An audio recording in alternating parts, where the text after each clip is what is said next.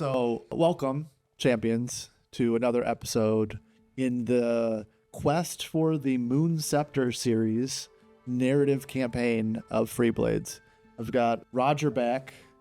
You know, I was really debating after the butt whooping I took in game one, having him back for game two and game three, but, you know, contracts are contracts. I couldn't get out of it. Game two takes place in the Undercity, where in the heart of the Thieves Guild, there is a passage down that the map has shown. And Herodellans will be chasing your Moonsworn down there. Chasing my Moonsworn.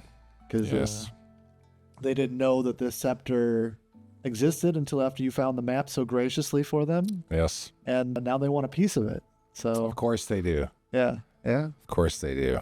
There's some Thormandalian money for them. So it is up to 200 gold this time, and the scenario is skirmish with a singular objective in the center of the board. Have to control that passage. Yep. As always, please, small shill, like, comment, and subscribe to our videos. It means the world to us. Leaving comments helps push YouTube algorithms to get the videos out to more people, and hitting that subscribe button does help tell YouTube that, hey, we are a video worth putting out to others. So so if you want more Freeblades, click the button. Yeah, and out of the game. And with my Herodellan force, the questers are looking for redemption here in the Undercity. Like Rodger, we've kept our 150 gold free band the same from the previous game. My Knight of Valia is leading, heavily armored anchor, staying in the center this time, leading their forces with support from maybe more than just Larry and Gary, that might be good. The two followers.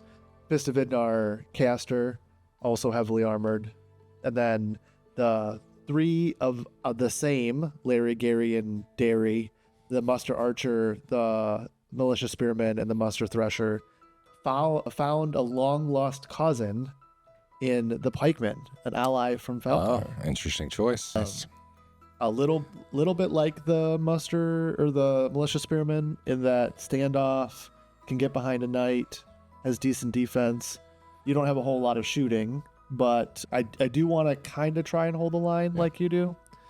And nice then impact talent on that model. Yeah.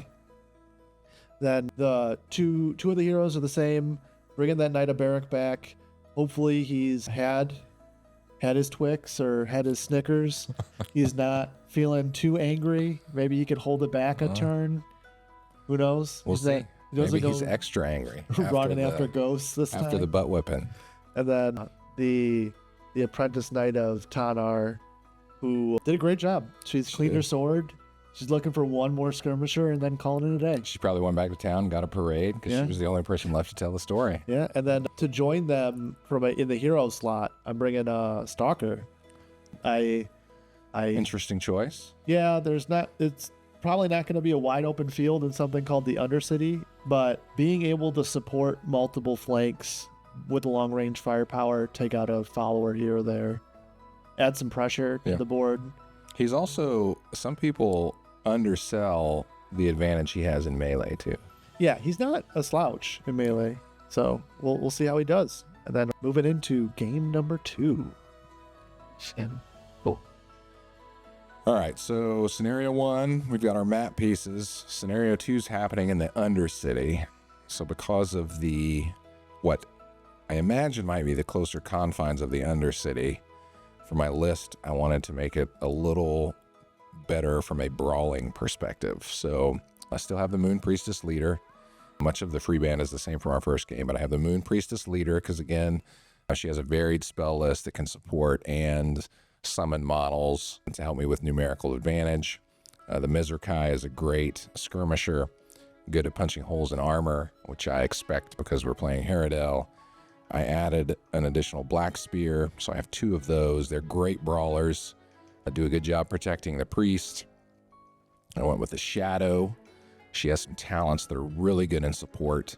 She's a little shifty, so it should give her some advantages in the terrain. And then again, the 2 red spears and a red archer, because they have some really good synergy together. So I think it'll serve me well in the terrain that we're likely going to be in, but we'll see as the game goes. Door that is under the table.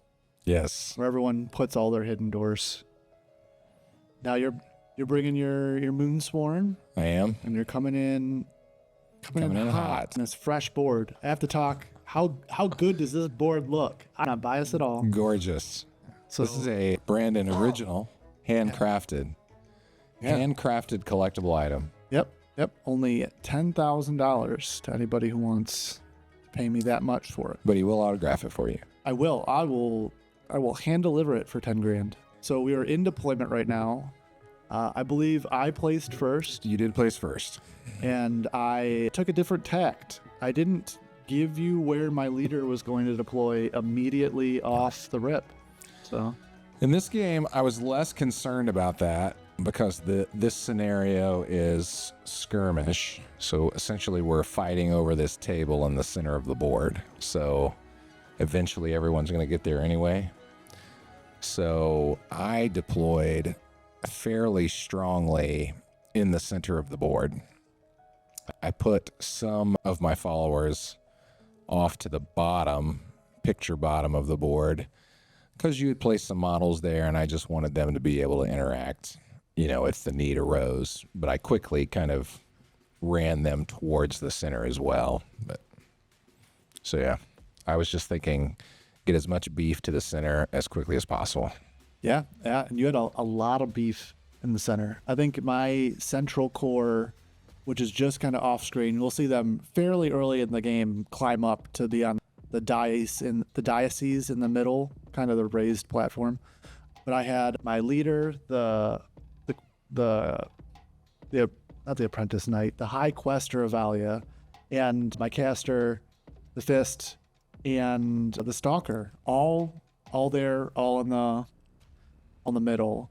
And then I had one knight, the Knight of Barrack, all-star of Yes. last game, by himself on the far edge. So on the edge, I call it the plan view, but in the top-down view, you see there's that lower brown area.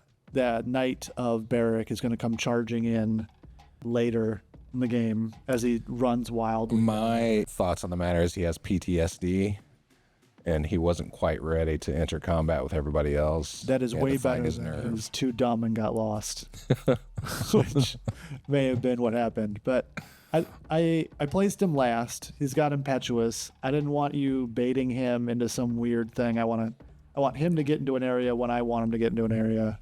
The easiest way to do that is have him on his own until I Line of sight as late as possible. I cruise missile him in at the very end. And then we both have these little kind of like weird flanks where I have an apprentice knight, a muster archer, and a muster thresher, and a pikeman. I think all chilling. And a pikeman, yes. And then on one side against two red spears and a red archer. And a shadow. Oh, and the shadow, yes. Now, the shadow's new this game? What's The shadow is a little more tricksy. She has a really neat talent called Weaponeer, which lets you choose between a variety of perks that your weapon can have. So maybe it's lethal, maybe it's deadly, maybe it has pin. And what that will do is either lower your threshold to crit an attack, lower your threshold to crit damage, potentially daze your opponent if you hit them in an attack. So depending on the situation, as a special action, you can change what perk her weapons have. The thought being, I'm going through my bag of tricks and finding the weapon that's most appropriate to this situation. So she also has a talent called Flurry, which can be really handy because if she piles on, she counts as 2 models. Okay. Very good. Especially against that, the pikeman. Because the pikeman, the first pylon gives a -2 defense. Yeah, so that'd be very bad for the pikeman if he was piled on by that model. Yeah. And then, we're into turn 1. Turn 1 initiative. You win. I win initiative, which is new. Yeah, all game 1, it seems like I was being forced to go first, but... Oh, wait. So turn 1, pretty straightforward movement. Nobody has line of sight. Well, I think maybe one of your archers ended up with a line of sight. But initially, in the middle of the board, we have these ladders to climb. So this really quickly just became, I'm getting up this ladder as fast as I can. One model could make it up, so I just instead put all of them at the bottom of the ladder so they can move as a group the next turn. Yeah. I took a little bit different of a tact when I move. Only one model can make it up, so the Stalker was that one model. He also infiltrated up, so he's, instead of starting at the line, he's actually at the base of the stair to begin with. The Muster Archer did, I think he goes up and cozies behind that bed with the blue He does. sheet and attempts the shot off. He thought the blankets were pretty. Yeah, he was really into that. He's still recovering from the first game in which he got yeeted off a cliff. You notice he deployed significantly far away from your casters. Yeah, so the caster's only by his hero buddies now. All of the privates of this army no longer respect that sergeant. So then I'm moving my red spears, my shadow, and my red archer up to have those barrels as some concealment. And what I'm trying to do is position them next turn to either be able to engage if you make an aggressive move on the bottom side of the map from the bed, or again, move up toward the objective. Yeah. And then, with my moves coming up, it's a little bit of the same mirror. The different tact I have is that since I see you kind of collapsing everything in the middle, my fear is you're going to win the next 2 turns initiative and push that line past the middle. So if we meet exactly at the middle, then we're contesting it and we're going to fight it out and see how that goes. But if you're able to get on my side of that central objective to form the line, it becomes very bad for me. Yes. So my initial idea is the guys in the bottom are not going to go up to the middle to try and meet you. They're going to try and get around you so that you have to form like a weird semicircle battle line that favors or cheats towards the left side. And knowing, all-star QB Knight of Barracks coming in from the other side, the free cornerback. It's set up for him to save the day. Yeah. And then, so that's the final little movement. I'm jockeying around back there. And the Stalker coming up. Line of sight is interesting in this map. There's a lot of bookshelves that kind of break things up. There's the crates there's a lot of concealment. Yes. But not a lot of necessarily straight blocking until you get up to the middle of the board. Line of sight is also somewhat unique in the Freeblades rules, in that if you can draw an unobstructed line from any part of your model's base to any part of another model's base, you can see them. There might be concealment, so it can make shots harder or have other effects. But it's fairly liberal as far as line of sight, actual, being able to draw that line is concerned. Yeah, and it's not only is it very liberal, you're correct with that. Having that little tool, that little laser tool, makes that so easy to just tag, boom, boom. You'll see it a couple times during this game. The little, not a sponsor, Army Painter. We would love it if you were a sponsor. Yes, please give us money. And then, so the shots will fly off in round 1, but really no magic. Some long shots that don't really deal too much damage. The Stalker is a model. He's a good enough archer that he forces the opponent, in this case me, to deal with him based on where he is. So having them back there behind that bookshelf, immediately makes me think that's something that I need to account for as I'm moving. Yeah. And then also the Stalker has a rule called Quarry. I allocate at the beginning of the fight a enemy. He gets a little bit better at shooting that particular enemy. I ended up picking your leader and caster one model. Did that come into effect at all to your... It did. I had to be aware of it. My plan had been to kind of establish a line of armor in front of my caster anyway, so it didn't really change my movement with those models much. But, as you'll see as the game goes on, that model did have an impact on results. So I think now we were just kind of taking a couple pot shots with our archers that are followers. So typically they're rolling d6s, and then now he's measuring with his stalker to see if he's got a shot at my follower. Yep. I initially I'm trying to use the stalker for this purpose to take out maybe a follower or 2 followers on the flanks. I'm already a hero down because the Knight of Barrack is coming. Mm-hmm. He punched the ticket. He missed the bus, but he's trying. And then Brandon rolled a 1.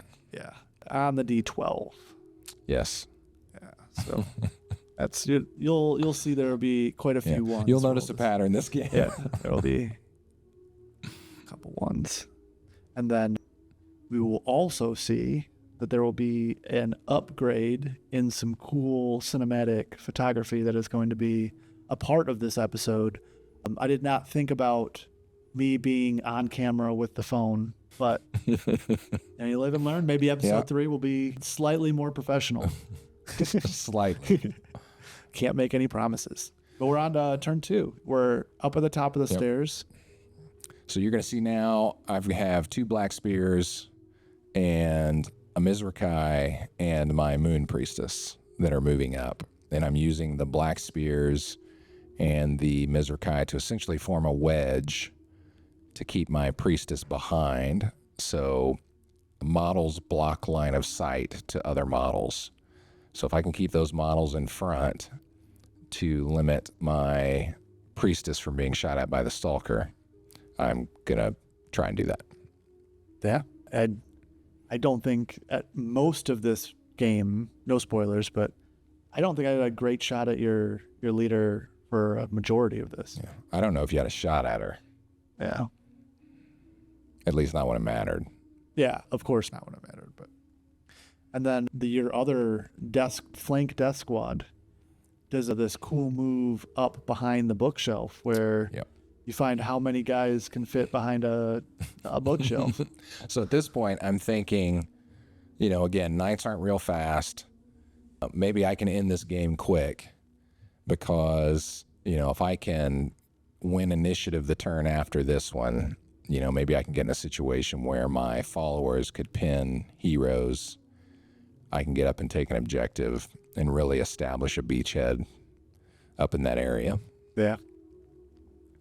Yeah, this is a little bit of what I was worried about. He was going to beat me to the center, and he is beating me to the center. Talk a little bit about skirmish, because I'm not sure we did that. So the scenario is skirmish. So the lore is there's a trapdoor underneath the table in the center that's going to lead to the catacombs, which is where this magic item is. And so we want to control that door to make sure that we can gain entry. So the mechanics of the scenario are you have a center point, which is the table. And if I control that objective point 2 turns in a row, I win the game.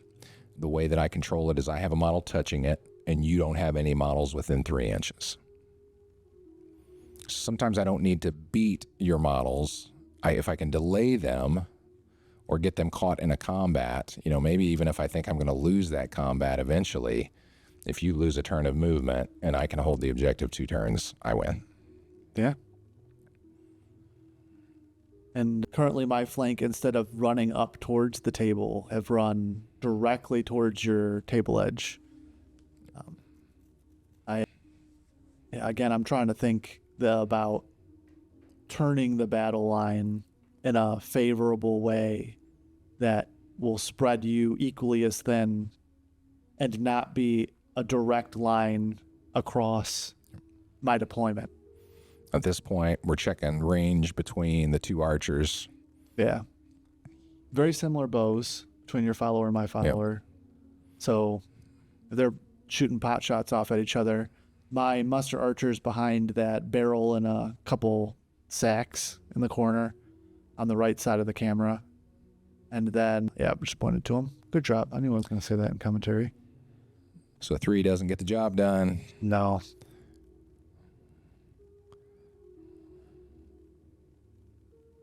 And then I find it very hard. You're going to find Brandon repeatedly can't hit the dice tray. Yeah. But so he rolls a 6. And again, in Freeblades, anytime you roll the highest number on the die, you get to pick it up and roll it again. So 7 total. So 7 total or so hits my archer. And then straight into a But then rolls a 1 and doesn't do any damage. Here, I didn't know this, but this is going to feel real bad. Is that archer follower AV2? 4. 4. Okay. 4. It's significantly less feel bads. Yeah. But yeah. So I needed a 4 on a D6 even to hurt. So not that bad. We are checking right now the stalker with his longbow, trying to put a shot into one of the black spears. I believe so, yes. Yeah. He's success. No, that's a 2. He tried. No, I think that's a 9. It is just a little dot on it. It is a 9. It is successful in hitting. And then D8 puts a 3, which is not successful. It doesn't penetrate his armor. Yeah. But not going great for me. Turn 1, turn 2. I am trying to affect your movement. Yeah, at this point I felt pretty good for where I was positioned and who I had there. That roll was for initiative, so I want initiative a 3rd time. And again, we've talked about in some other videos, sometimes you don't always want to win initiative. Well, on this turn, I probably would have rather lost. But now I need to think about, okay, I've got this apprentice knight and pikeman down at the bottom of the board. So I was just kind of measuring distance to know, can they charge me? Can they get to me? So Brandon was successful in that I did turn 2 of my followers here to face that, to deal with that threat if it proceeds up that side of the board. Yeah. And sending just the 2 guys at me still gave you a numbered advantage in the middle if that was to happen, a face straight on fight. Little leery at this point about the shadow. I've never faced it before, so I'm not 100% sure what it does. It is chilling with that little bundle of followers, so I'm assuming it's good at getting in, and it looks like a model that'd be really good at getting in and shanking something after it's piled on. So, yeah. And also, I'm wary of the idea that a spirit person's going to pop out of thin air and come running at me, or someone's going to enthrall me to come running at them. So at this point, I'm thinking I'm going to move my black spears up to contest the objective. Yep, so this is the first body to touch the center. Yes. Now, thinking back on it, it may have been worthwhile to take the Mizrakai up to touch and charge with the 2 black spears for just what you talked about earlier, because that would have created a situation. Had you countercharged me, now maybe you would have chosen not to, but had you countercharged me, then we would have been fighting past the objective on your side of the board rather than in the center. That roll, I was trying to delay the shadow so that she could act after your models acted, and I failed the roll, so she had to go ahead and make her move. So were you hoping that I was going to come in and fight something, and then the shadow could sweep in behind or get a couple pylon stabs? That's what I was afraid of. That must have been it's a more pivotal dice roll than I thought, even initially. Given that the shadow's on hold, I could, unless I engage it, I know that it's not coming at me this turn. Right.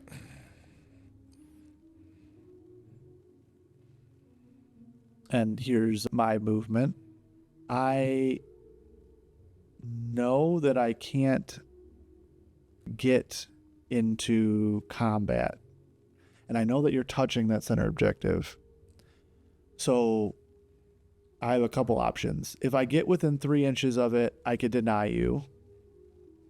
But if I get within 3 inches of it, I'm basically in the open. And if I've already failed 3 initiative checks, if I'm in the open, I'm giving you like free reign to just get a bunch of charges off. So in my head, I'm like, you have to hold it 2 consecutive turns, which is big. I can get some more fan out, more positioning, maybe a little bit better of stuff going down on the flank. And you see the Knight of Barracks finally getting to the ladder. Finally getting to the ladder. 3 turns of just flat out sprinting, and he's gotten to the bottom of that ladder. And maybe the next turn, my flank becomes a little more influential in the game. The 3 guys that are chilling down there. They're not... Now you move your Apprentice Knight up. Yeah. You didn't attempt to run. No. Because if I ran up the stairs, I got to make an agility check. Right. And if I fail that agility check, then they're really out of the game. Yeah. I also kind of like the idea of if I fail initiative the next turn, you have to run down the stairs to get me, and there's an agility check there to Sure. Yeah. try that. Again, check a line of sight. I'm going to take a shot at the Spearman.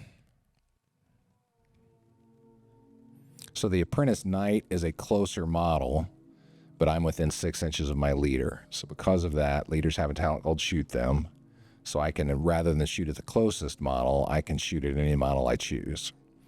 And the likelihood, that's a follower archer, the red archers who I'm using, the likelihood of her dropping the Apprentice Knight's pretty slim. So instead, I wanted to shoot at the Spearman. Again, rolled a 6. So I rolled again. So I hit him. 6 for damage. Rolled again a 9. So that's going to kill the Spearman. Yep, takes him right off the field. And it's interesting you did that. Is there a reason you went for the Spearman instead of the Pikeman? The Spearman, in my opinion, is part of it is because I felt like I think she was he was one better inch range wise. I think the Pikeman put me in a different range band, and the Spearman had 1 lower armor. Got it. I did run both the Spearman and the Pikeman because of the Pikeman's ability to stab even behind the Spearman while he's in standoff. Yeah.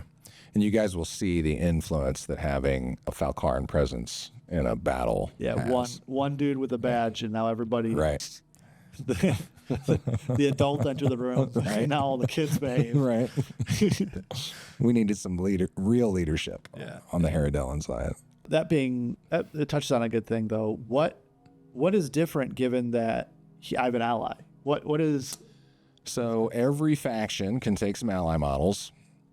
Not every faction can take every ally. So there's a list in the rules of what factions you can take as allies and sometimes even what individual models you can take from that faction. So Herodell and Falcar are closely related, so they can take a lot of Falcaran models as allies. The plus side is it gives you a little more versatility in your list. The downside is most times that model is, essentially a hired sword. So you're not going to gain some of the benefits, like if they can't use your leader's discipline, things of that sort. So they're fighting for you, but they are not considered a ally or a faction model. Got it. So there's no way that pikeman, even if he had to make a leadership check, could use the D12 from my... Right. Oh, all right. We end up taking some more shots. I don't think any damage is done. Yeah, so again, I think the Stalker again hit, but then didn't penetrate the armor. Yeah. Which is, again, a little disheartening. I'm feeling the pressure a little bit here. Having a expensive hero shooter makes you really want to put some damage into your opponent before the skirmish and the fight actually happens. That's why you've spent all that gold in the first place. And he has failed me a little bit. Yeah. I try to, if I have a hero like that, I try to make sure that if I hit with my bow, I'm shooting somebody who I have at least a 50-50 chance to wound. Now, this is initiative again. Yeah. So you won initiative this time, which was actually a big win for where the board sat here, because it lets you kind of dictate the flow on this turn.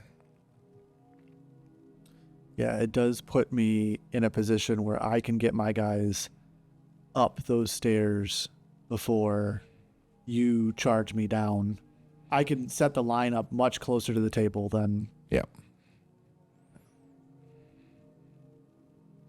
And then spell-wise, I cast Tanar's Blessing this turn. Yes. Which is a 2 dice level increase. It's on my leader. And you are not able to dispel it because of your caster leader being behind the shield. Correct. So even though your stalker was not wounding with his bow, the threat of him still created a situation where I was limited in counterspelling because I'm trying to protect my archer. And then, so he goes from a D12 to a D16, which is not only a buff to him offensively, with his 2 parries, a D16, it can be pretty brutal. Yes.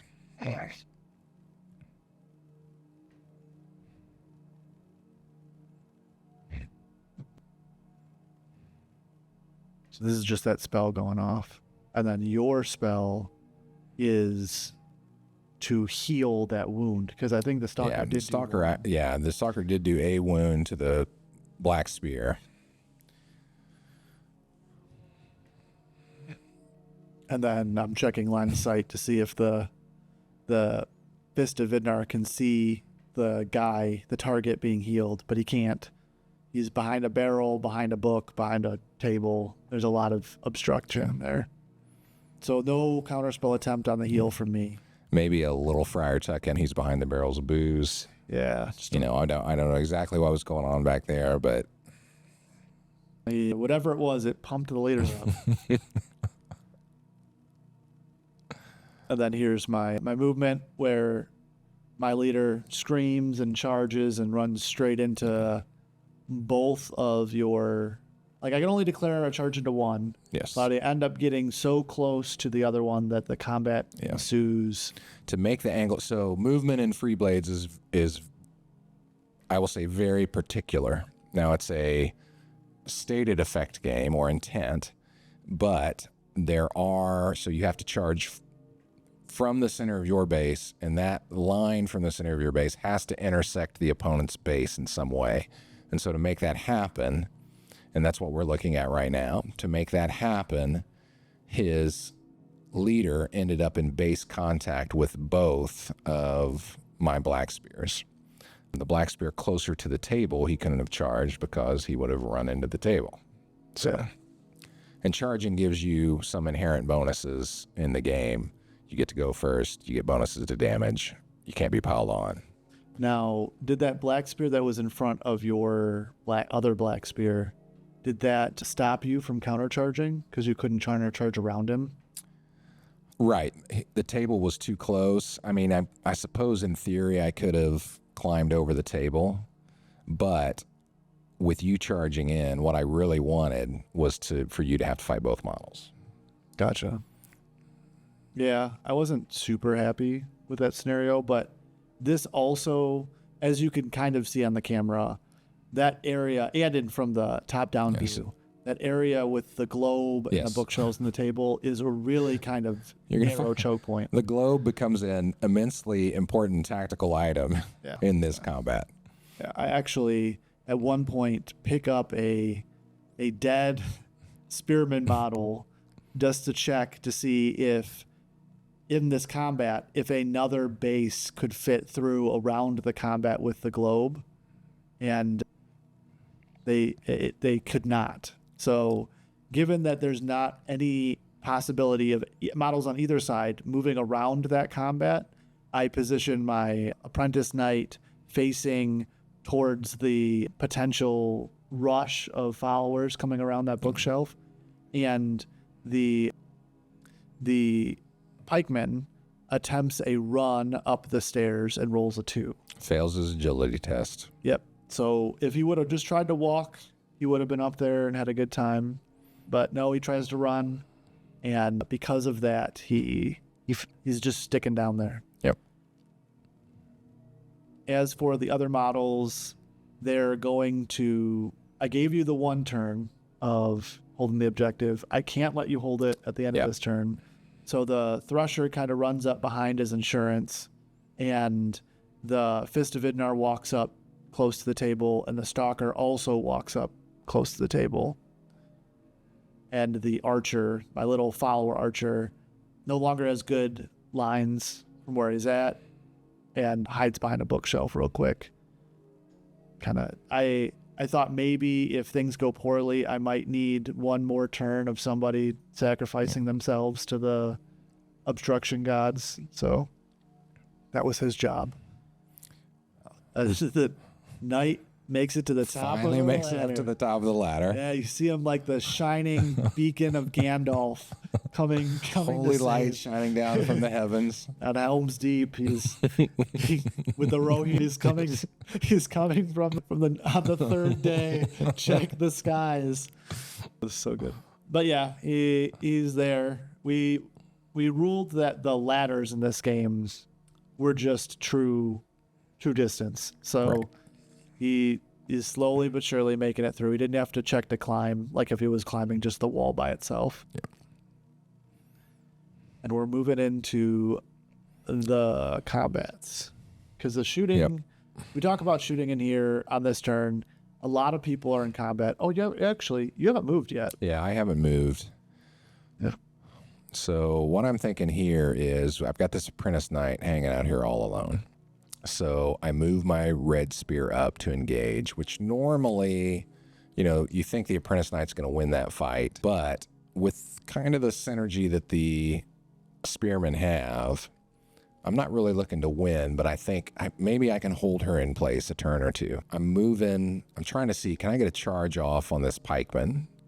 So what I eventually end up doing is I move my red archer out of the way, because I don't want to charge with the archer, and that'll give her some maneuver room next turn, and she can shoot if need be. But that frees up a charge lane for my shadow, because I'm moving this other red spear to support the first red spear, which raises their defense and gives him a standoff attack because of the spear. And then I've opened a charge lane up for my shadow, hit this follower. Yeah, and with the follower only having a D6 looking for a 4 to run up those stairs, but your shadow having a D12 looking for a 4, yes. Much better odds for your heroes to getting up and down this table. So she's making her agility test, and I am just makes it. Just making it good. Just making it is good enough. If we didn't have another name for this episode, I think that would be perfect. Just making it is good enough. Yes. Sometimes adequate is okay. And here's your guys at the table. So you have the two black spears engaged with your leader, and the Mizrakai essentially is locked out of this combat because I can't get through because the black spears are there, the globe's there, my leader's there. So I'm either going to have to run all the way around past my red spear followers, or I just decide, you know what, I'm just going to vault this table. Yep. And I'm going to go attack your stalker, because that archer's been pinging me. So it's like I'm sick of him. I don't want him to be able to shoot, so I'm going to engage him in hand-to-hand. Yeah. And you just leapfrog the table, come right into the stalker. Now, the stalker is not the worst hand-to-hand hero. He's still pretty okay. In a toss-up, I would give the advantage to the Mizrakai. Yeah, of course. He's not as good. He does a lot of shooting. It's where he really excels. That was when I was trying to move some furniture. I took the chair with me. Yeah, he grabbed the chair and knocked over the bookcase. Yeah, he's a bull in a china shop, just destroying the furniture. And then your caster. What's your... So I really was scratching my head with my cat. I thought about engaging my caster in combat. The risk to that is if somebody doesn't get dropped, you lose a turn of casting. And so my thinking with this move was I'm going to pull her back because my intention next turn was to summon a spirit model and engage your Knight of Barrack that had just come up the ladder. So I wanted to, buy a turn with him not being able to act by tying him up with a spirit warrior. So that's why I moved her back. Gotcha. I mean, that makes sense. It gives you as much casting potential as possible. So she was in a place where she could maneuver to support a number of models. She was there for discipline checks, and she was free to cast next turn. So with this, we're looking at resolving the combats here. Now, Brandon had won initiative. So when you win initiative, you get to decide. You essentially have a series of individual combats. So when you win initiative, you get to decide which combat you resolve first. And if I remember correctly, you wanted to start with the Shadow and the Pikeman because you wanted to go from saddest to what would make you potentially most happy. Yes, I want to rip the Band-Aid off. The weaponier assassin hero into the guy who just fresh recruit given a potato and a stick. You again, just unfortunately, were rolling for shooting, had another bad roll with your Stalker on your D12. Yeah, he's trying today. Yes. Hopefully on the next game he'll string his bow a little better and he'll put a couple shots downfield. What was really going on this turn is I saw the positive impact that the Falcaran influence was having on your free band, and I thought I got to get him out of there. And now we are coming in to resolve those combats. So we will start with the Shadow and the Pikeman. Now, because the Shadow charged, well, we're going to still be resolving shooting. Oh, is it your Red Archer? Yeah. Then Red Archer. No, that's your weapon. That was my weapon damage. So at this point, Shadow wins. Shadow gets a 3-inch reposition, and I have to say, I'm feeling really good about my position. I've got my Shadow up there to support. I've got my caster to support. The 2 black spears are engaged, but I mean, they're the guys I want engaged with your hero. So, and my Mizrakai is with the Stalker, which again, that's a combat I like. So at this point, I really feel good about, where the battle stands. I also feel okay. I mean, I don't feel confident, and I logically can't tell you why I feel good, but I still felt good. I felt good that the battle line wasn't formed in a place where I couldn't contest the objective. Even though you jumped the table with one guy and you have one guy in the backfield, I still have my leader, the apprentice knight, the barracks coming up on the other side. I still feel like you're not going to sweep me by objective right now. Yeah, this is when things start to go south. Yeah, this is the apprentice knight fighting the red spears. So I was able to shield bash, which is where I give up the +1 defense that my shield gives me, but in turn I get to make an attack at -2 dice level. So a D10 and a D6. And with that, I was able to kill the one red spear that was directly in front of me, but the supporting red spear still gets the attack. I rolled well on the attack, but then I think I whiffed the damage roll. No. Oh, no, I did wound you. You put a wound on her, and then... Now, the interesting thing with this combat is because a follower was dropped, your other followers have to make a discipline check if they are in 6 inches proximity and see it happen and they're not engaged in some other combat. So because my model in standoff now is, saw the model in front of him get dropped, he needs to make a discipline check to see if he holds his nerves. Yep. But he gets to use the D12. Gets to use the D12 of the caster, of my leader. Not to get into the math of it, but, a 4 on a D12, not impossible, not even unlikely. Better than a 4 on a D6. Yes. I'm placing the wound token from the wound that's caused.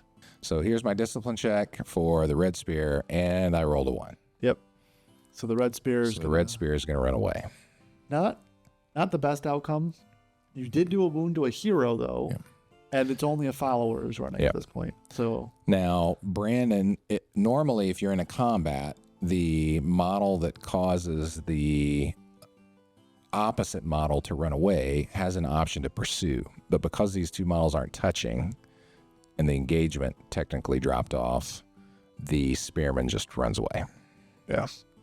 So when you break, you move your full movement distance plus a D4, unless you're considered a fast model. So that spearman's taken off, getting out of dodge. And initially, it would be towards your table edge, but the fear comes from the combat, seeing the guy drop. So it'll be away from, directly away from that. Yeah, so there are direct discipline checks and indirect.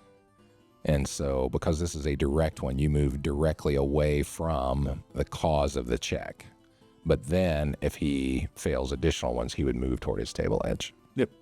And that will resolve that one combat. We have the 2 black spears against my leader, and we have the Fist of Vidnar versus the Mizrakai.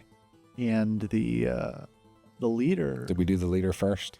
Yeah, we did the leader first. The leader does not get to fight first, though, because of standoff. Yes, so the black spears have spears, shocking.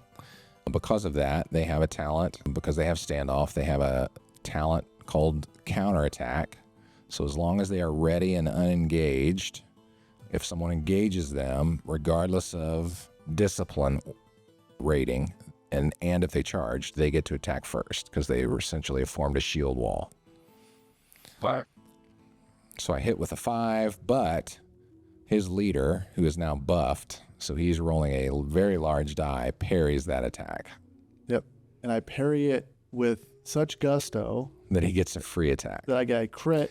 I crit the parry and get a free attack. And then he attacks me back and does quite well, but I want to try and parry it to eliminate a potential critical, and I rolled a 1 Yes. on my parry, which is very bad because my defense then becomes a 1. Yes.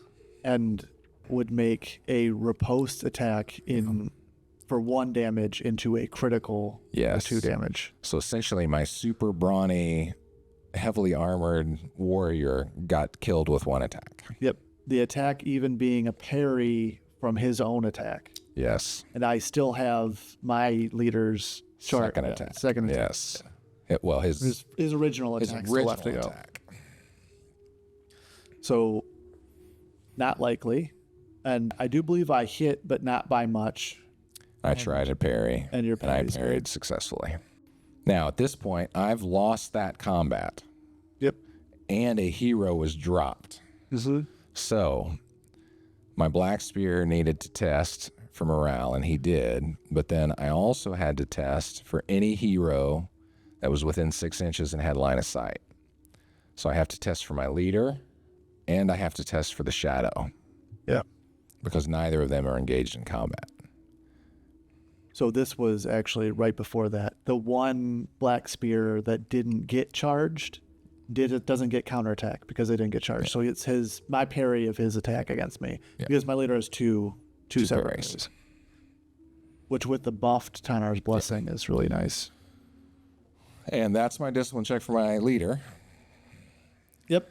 And that was so the leader decides he's gonna Or, I'm sorry, the shadow first.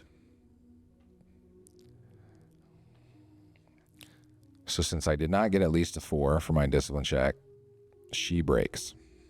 Now is seeing that looks like an indirect break. That is an indirect break because she was not engaged in a combat that caused it. She just saw something happen, so she's running back to her table edge. Gotcha. And then this is the discipline check for my leader. It's also a 2. Also a 2. So this is when things started cascading downhill. Yeah. This is not if they're on one side there is something called ideal. Yeah. This would be not that. This would be on the This other would be side. on the opposite end of the spectrum. So now my leader and my shadow are running away. One of my black spears is dead. The other one is engaged and surrounded by a number of models. Yes. And then that was my Mizrakai's attack, I believe. Yep. I think we just slap each other a little bit over there. It's And not, then your stalker, I think, parried. I think you're in combat with Fist of Was it the Vidnar. fist? Okay. Because the stalker took a shot that turn and failed. This is the That was my initiative. Mizrakai, wasn't it? Yeah, that's the... Well, no, you're D8. That was my Mizrakai's attack. I rolled a 1 to attack with Mizrakai. Gotcha. And I roll a 2 to, and then you decide you're going to try to parry it Yeah. and roll a 1. And I on the rolled a parry, 1 on the parry, which makes the D8 hit. which makes the roll of 2 then hit me. Then I roll 1 damage. Roll on the damage. So we just, out of 4 dice rolls, 3 of them a D10, 1 of them a D8, the highest being a 2. So now that combat's over. My Mizrakai has a talent called Backstep, which lets him back out of a combat once the combat is over.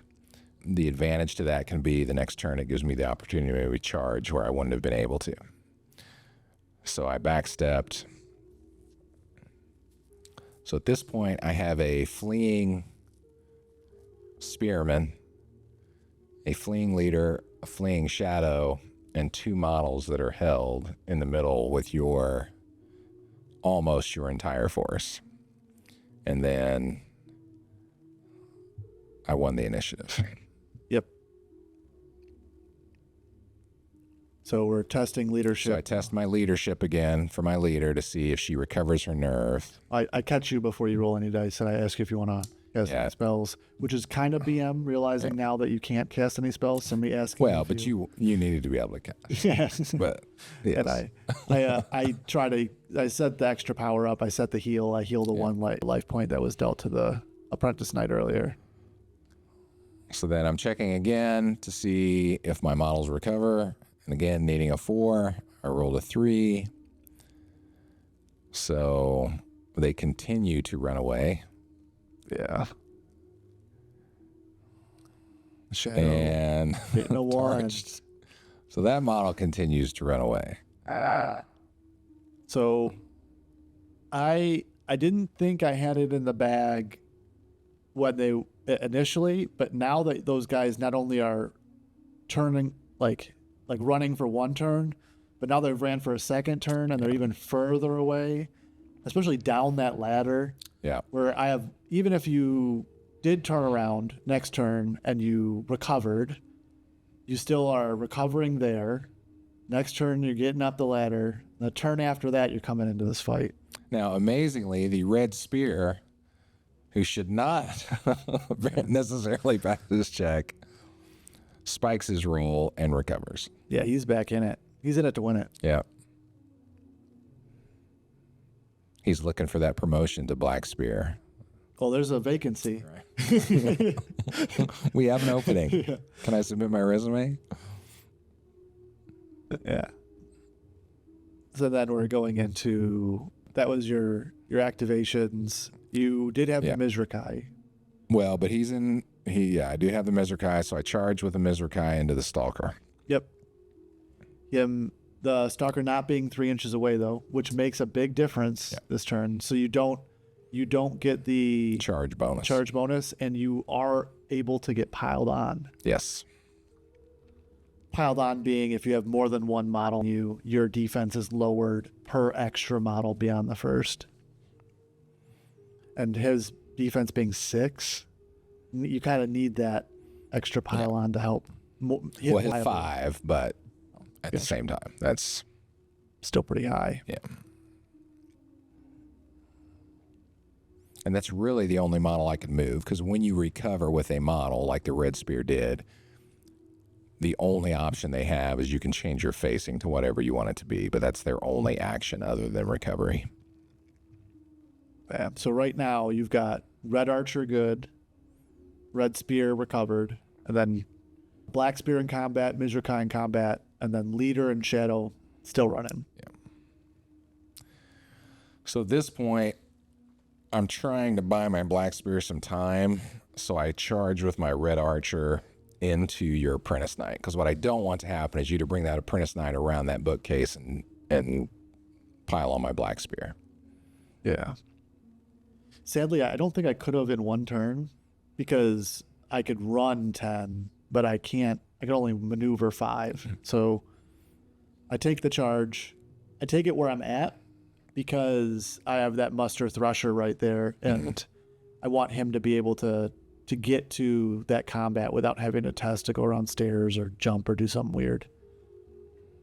Although it does give me no charge bonus. Yeah. It is also just a muster. It does let my follower go first as well. Yeah. I think I would have done it differently if I had only the 1 wound left. But now that I healed the wound, you have to crit me to hurt me, to kill me outright. So then Brandon did something really good here. He moved 2 models to engage my Mizrakai, but he did so in a way that prevented me from being able to employ my backstep in subsequent turns.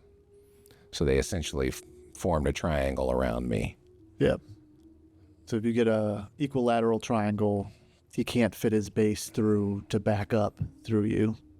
So it does two things, really. One, prevents me from using backstep. Two, if I lose a combat and fail a discipline check, because I can't run, I'm just dead. I'm dropped. It does a third thing that not many people catch too also, in that your reactions like parry or dodge are in one arc, 180.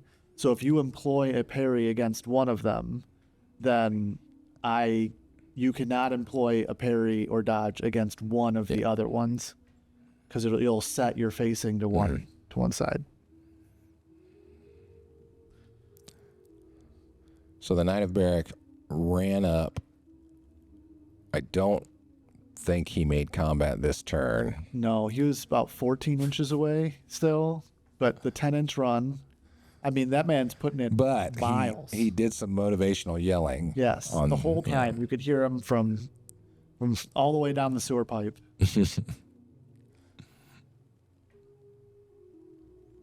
But although by the time he showed up, things were going good. Yeah. Yeah. That should help in his next therapy session. Yeah. He got that gold star.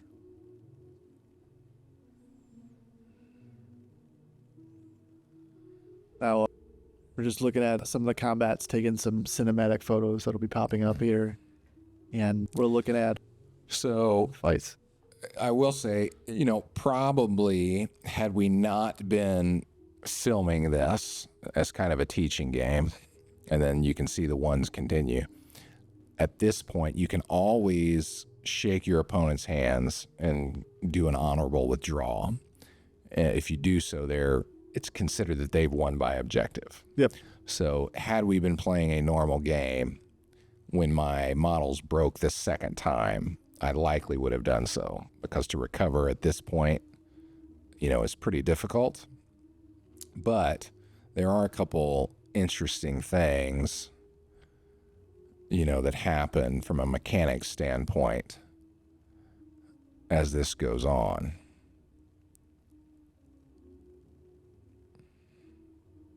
Yeah, this is That's my black spear. I decided to shield bash. and You rolled a 1 for parry. So that shield bash, normally one of them wouldn't have hit me, but now because I parried and rolled the 1, my defense gets set to 1 for all the attacks, and they both get to hurt me. But my armor of 6 holds. Armor holds, so neither of them penetrated. Which could have been bad. 2 wounds on my leader would have really sucked, because then I'm testing because I lose combat.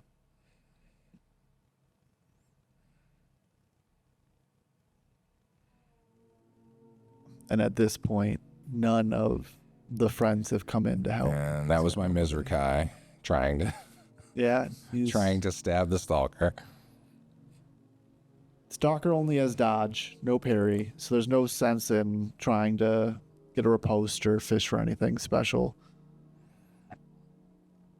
This is the Stalker attacking back. I tried to parry. I failed. He fails the damage. Doesn't penetrate my Mizrakai's armor. Nope. And then the caster, the Fist of Vidnar, also fails Tarch's damage roll. Tarches the damage roll. So the 2 heroes have failed, but don't worry. We've got Larry. Larry's still here, and Larry rolled a 4. Into a 1, so 5 to hit, and then a 4. 4 for damage. And do a 5-6 for damage. 6 for damage. Puts the 1 wound, the one needed wound to win this combat. Yep. Force the leadership So check. Mizrakai takes a wound and has to make a leadership check. And because the leader's not close, he has to use his own discipline, which is a D10, which the way I was rolling that D12, Yeah. that's probably okay. So he passes his discipline check. Which is good, because if you failed it, it was auto dead. That's it. Game Just over. gets cut down. 3, 4, 5, 6. Yeah. It would have been by break. So that's my red spear. So I hit, but Rolled a 1 for damage. Yep. So I don't damage the Apprentice Knight. And then I had to declare, even though I wasn't attacking first, I still had to declare I was shield bashing. Because that'll modify my defense. Similar to a caster who uses a 2-ended weapon having to pick before. Then you rolled a 17 to hit me back, which is a crit. And so that would be 8 and 5 is a 13, which beats my armor value, so that drops the red archer. Yep. And at this point, I have my entire free band, barring 2 support followers up in the center of the map. And it's just your Mizrakai with 1 wound left and a Black Spear. I think the Black Spear might have only had 1 wound left at this point in the fight. Potentially. I'm not sure. He might have been full health. But here I'm obviously having an aneurysm of some sort. He's oogling the globe. Yeah, the globe. Yeah, I spent some time painting the actual world of Phelan on that globe, and I was showing off a little bit in the middle of the fight. I could see tears welling up in Rodger's eyes, and I didn't want to. I wanted to change. Yeah, he had to change the subject. Give me some emotional support. Yeah. So in this turn, I lost initiative, which was probably what I wanted. Yeah. Because that way you won't know, when you're moving, you won't know if my models have recovered morale yet or not. Yeah.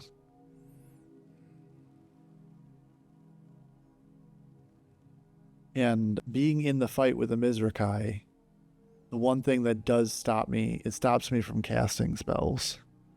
Because I would take a free hit from you, and that would be a negative. Normally you would, but because, so if you're in a one-on-one fight and you try and cast a spell, that gives the model that you're engaged with an attack of opportunity. Yep.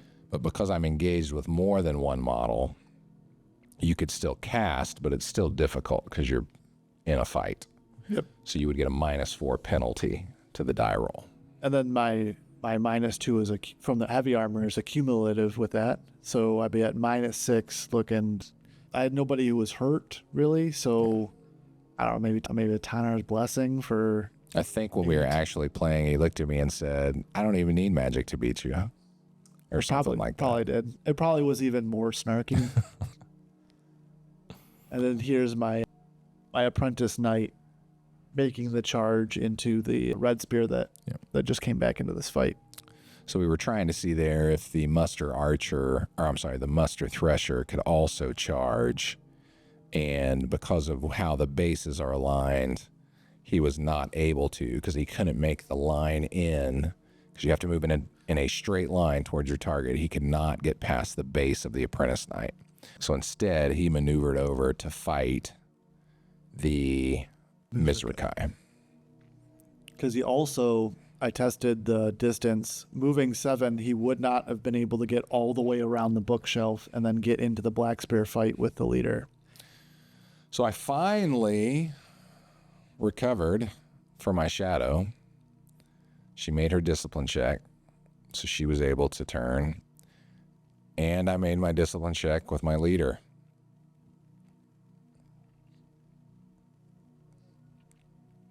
So they're going to get back in this fight. They can get back in the fight.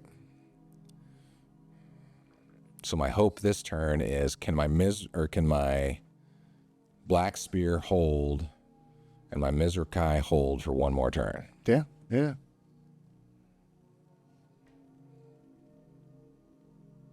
And the picture will show the Black Spear was fighting my leader still, but then also the Knight of Barrack that came in behind. And then the Mizrakai at this point in time was against the Fist of Idnar, the Stalker, a Muster Archer, and a Muster Thresher.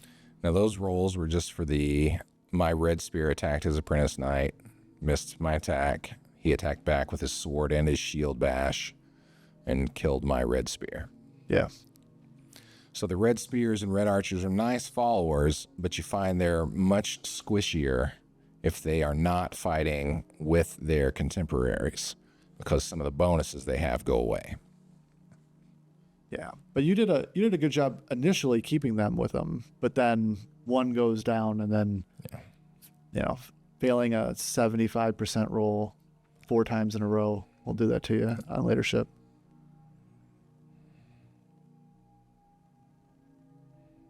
So with this, we're doing the combat with the leader and the black spear right now. And you are putting some damage in the Knight of Barrack. Why did you attack the Knight of Barrack behind and not the leader? So your leader has 3 life points, 6 armor, and 2 parries.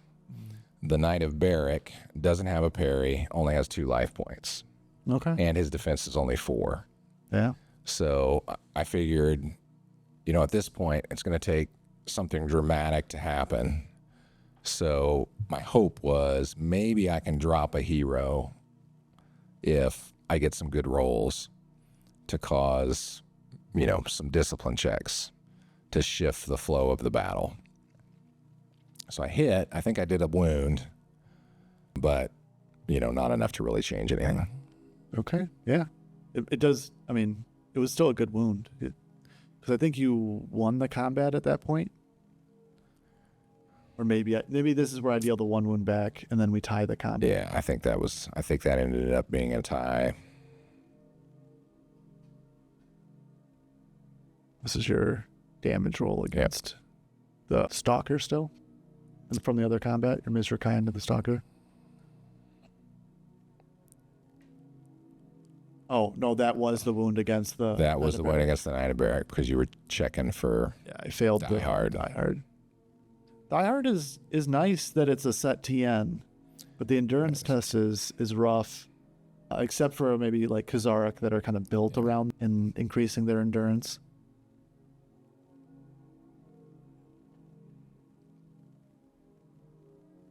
And that to move So on. things with the Black Spear went really as good as I could have hoped. I mean, something miraculous can happen, but it went fairly well. I took a wound, you took a wound. It was a standoff. So potentially it's like, okay, maybe I can get back in.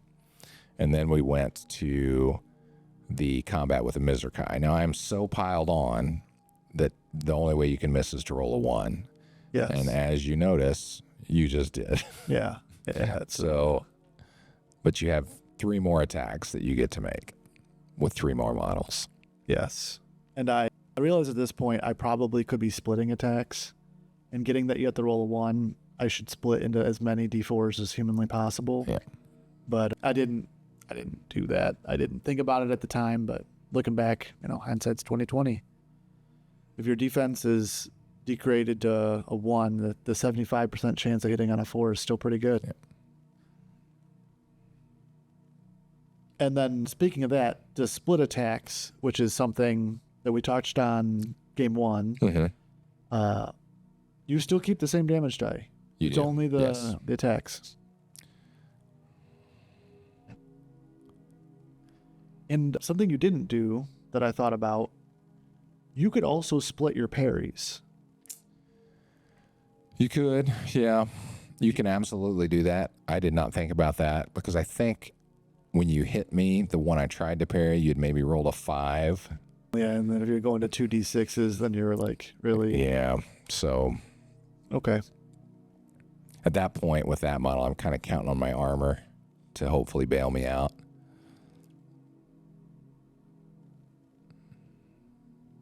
And what is the Mizrakai's armor? 5. So if armor 5 is not nothing. It's pretty good.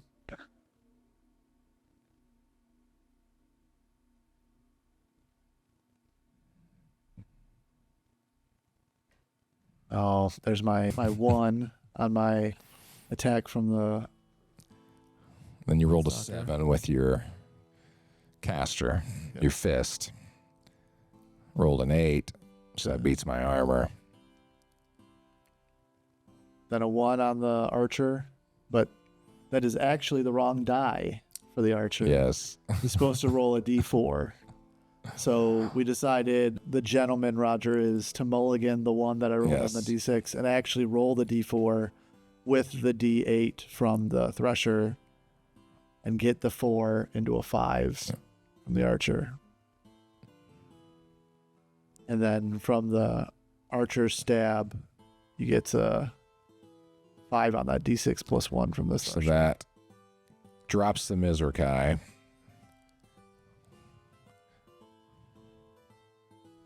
Yeah, it's basically it's And now I'm counting to see if I am broken. So do I have more life points off the board than on the board? Because no matter what the scenario is, if you ever have more life points off the board than on the board, and when you count them, you don't count actual life points on the board, you count starting life points. So if you have a 4 life point model and he's down to 1 life point, he still counts as 4 for purposes of break if he's still alive on the board. But we counted it and I was not broken yet. I had 7 off and 7 on. Yeah.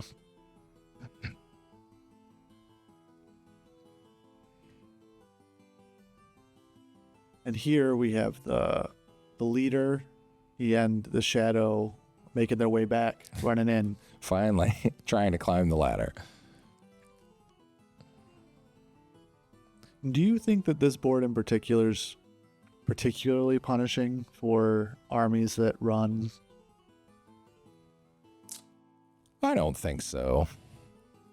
You know, you're interacting with the ladder early enough, and you have different paths you can take that don't restrict line of sight, that if you have some speed and mobility, you could come down the flanks Okay. and, you know, avoid the stairs unless your opponent really puts you in a tricky position.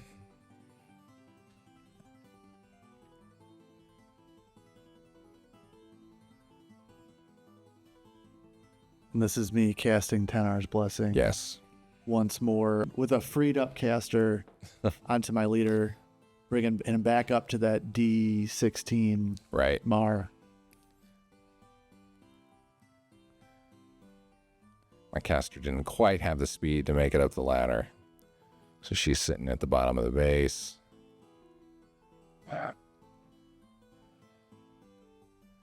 And I'm just bringing he's bringing his apprentice knight up to get involved in the combat next turn. Yeah, I think I wasn't even thinking about the break, really. I was just thinking about if that shadow comes up. If you win, I want to try to be able to intercept move you outside of 3 inches of that. And if I can get that black spear down, then I can hold that center objective. I'm still thinking about a winning by objective, even though that's probably out of the cards at this point. I have to physically pick up your black spear and remove him from vicinity without him dying in order to win by objective. Unfortunately, you don't have a teleport spell that moves enemy models. Not yet. Who knows what comes down the line?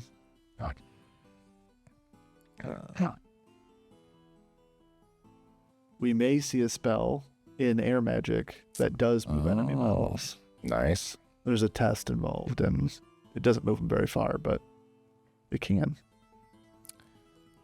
So that was you critting something. Yeah, I tried to parry, It was the. and then you critted the damage and double critted the... And we're talking it up. So, is there anything you would have changed? Anything you would have done differently? I think the point I made initially about the black spear charging or potentially countercharging your leader to try and extend that battle line past the table. That would have helped. And that was game 2 in the Undercity. 200 gold was scrap back and forth, and Well fought. we're moving on to Moving on.